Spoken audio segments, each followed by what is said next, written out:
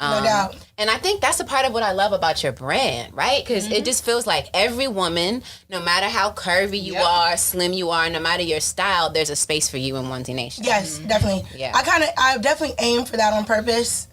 Just because I feel like everyone is kind of like the same in a sense.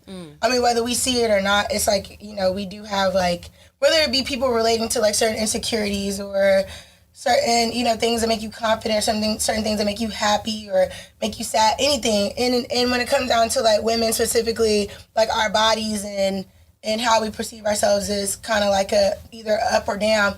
So I really wanted to come up with something that was like more form fitting, because I do want people to celebrate their curves, and that's kind of like what helped me get over like my insecurities just growing up.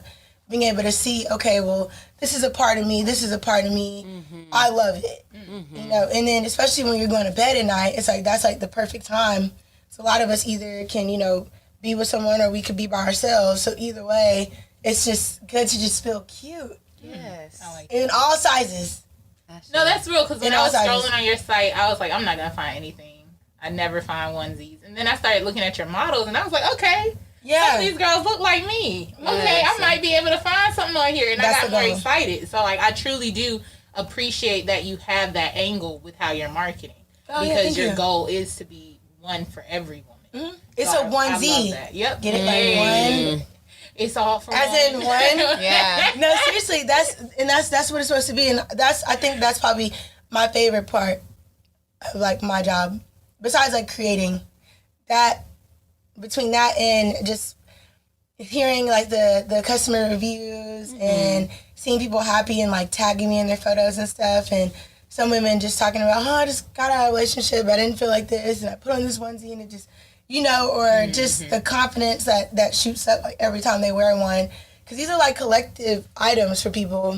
I like made like hundreds of them, and a lot of my customers, like, they consider themselves to be like Onesie Nation vets. Yes. Because they own like so many, you know, and that's like a cool feeling. Hey, I'm about to join the army. Me too. Come on through. So tell us about how you started Onesie Nation. How did you bless So the world with this? do you want the real story, like the real story? The Do you want real. like the low key, like, okay, cool, I can say this at like schools? No, We want the real. It's Black Atlas. Okay, Real. cool. All right, say no more. So, it was my first time trying shrooms. Yes. Okay, this love all where the comes story back starts. to, okay, I just have to say this real quick.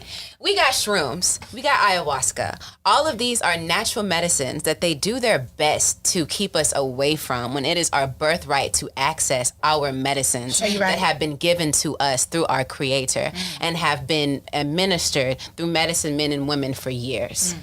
So You said that so beautifully. I say that to say, my people, do your research and tap into medicines in safe ways because they activate a power in you that is dormant and will remain dormant to their benefit and to your demise. Ooh, come on, girl. Come on. Wow, you like, saw you the airport. I saw the airport. I saw the A airport. shroom like activist type thing. I love it. Like, I Like, did shrooms last night. no, seriously. Oh my God, I have another story about that. It's Okay, funny. so we back on it. Okay. Shrooms. Okay. So yeah, so I originally I was like, I still am obsessed with Steve Jobs. I know that's kind of weird. Why? Because I like Apple and I like how he came up with Apple and everything about Apple. Okay. And even just down to like the marketing and stuff. Like, I always said I want Onesie Nation to be like Apple. And I know that's kind of like different. Even down to like what I create. Like, I don't I only drop it one time. And that's it. So once they're sold out, they're gone. Like, You can't get it again? Can't get it again. That's smart. Yeah. That's exclusive. It is. It is I like really, that. It's like an exclusive type And thing. then it makes you want to grab it as soon as it Now, comes don't get me Yeah. wrong. I might restock some here and there because I'm like, okay, everybody's asking about these. Like, Akiya, don't even be like that. And I'll actually, restock them. But it was a really, really cool night because Steve Jobs took shrooms to come up with Apple. And in a lot of his interviews, he talked about some of the top 10 things that he could have ever did. And it was to take shrooms. So off rip, I'm like, okay, cool, bet. Like, at this point, I'm like, in this space, I was a substitute teacher, literally, like, making shit, like, maybe $50 because it should have been $75, but after taxes or whatever they do, your check becomes like so small. And I was driving all the way out to like Chattahoochee Hills charter school. From here? Yes. Wow. And that's far. Yes. So basically, I was broke. Yeah. Long story short. And before that, I was working at like a bartender. So I was working at the strip club. I did DOA. I went to Miami, lived there for a year. So my life has been like pretty like crazy. But like I kind of got to like my end because I'm like, okay, what else am I gonna do? And so the shrooms was like something that I didn't even have any idea that I really had like manifested everything I wanted before I even took them. But I did. So my first experience, it was my friend Kia and TJ, and we were right off of exit 16 in Smyrna, right there in front of that gas station. That's when everything hit me. But beforehand, we went to the Blue Flame. Now, mind you, I don't recommend taking shrooms and going to a strip club. Please. Why not? I don't recommend it. Bro, when I tell you the worst experience of my life, like, was in the strip club, because at that time, like, I saw, like, lust. I saw, like, everything that the strip club is really it. Like, it was just a dark space. Some of these girls, like, I would have known for forever. And they were, like, damn near turning into, like, little mini, like, creatures and stuff. It was just weird. But I started getting really paranoid because I'm like, okay, this ain't right.